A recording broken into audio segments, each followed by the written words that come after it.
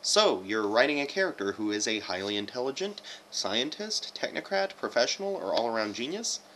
Well, brilliant! But egads, we have a problem. If you've given this character one of these particular professions and are assing it by more than half, then these professions will have some bearing on the plot. At some point, this character might need to talk shop. But you're not a scientist, you're a writer! Your liberal arts education didn't prepare you for this. How do you, an English major, write plausible technical jargon and make it sound interesting at the same time? The answer, my friend, is Technobabble. Tricky to get right, disastrous to get wrong, and Deus Ex Machina-y to avoid altogether. Looking at you, J.J. Abrams. Okay, let's realign our dilithium crystals, bypass the secondary power coupling, and lock our S-foils in attack position. I'm James, let's talk about the art of Technobabble.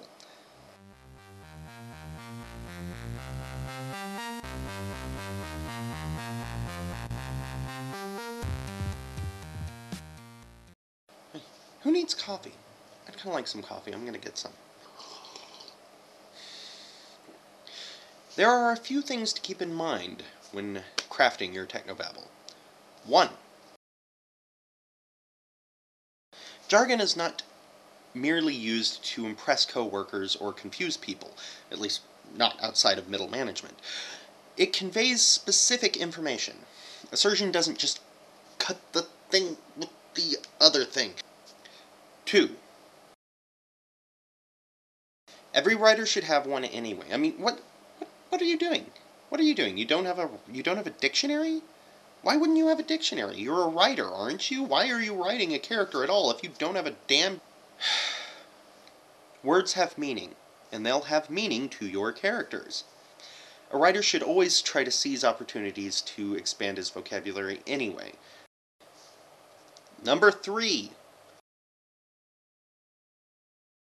If you've still got a probability amplitude of finding a particle at infinity, you're sunk.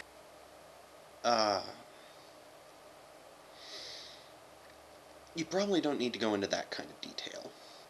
I mean simply that you should educate yourself on the subjects that your characters specialize in. If your character's a marine biologist, it might be a good idea to find out what marine biologists do. Get a good understanding of the subject. Look into current areas of research. Learn a little something about marine biology.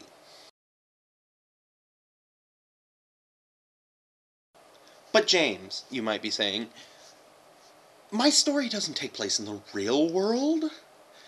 My story contains impossibilities like dragons, magic, faster-than-light travel, and homeopathy.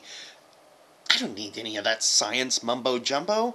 Yes, but here I would like to introduce the concept of L-Run. Your audience will expect the rules of reality to more or less apply, except where you tell them that they don't. Let me put it another way. Middle-earth has immortal elves, glowing swords, scrying, and ring-wraiths. You'd still find it pretty odd if King Theoden whacked an Oliphant with a pillow and the Oliphant turned into a teapot. Technobabble is one way of communicating those exceptions in a sci-fi setting.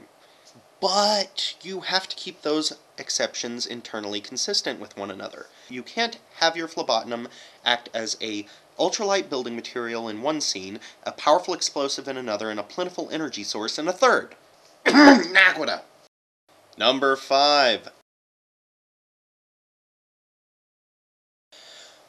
So, you've done all this research into these subjects and no doubt discovered how fascinating they all are. If you've done your job right, there will be a temptation to carry on at length, delving into masturbatory technoporn and science wank. Resist this urge. Ultimately, you're trying to tell a story. Technobabble should add verisimilitude. It should further the plot. It should flesh out the rules of your story's universe. If you get too technical, you risk losing your audience. Well, there we have it. I hope you enjoyed the video. Subscribe, like, or share. If there are any other subjects you'd like to hear my unqualified opinion on, leave a comment down below there. See you next time.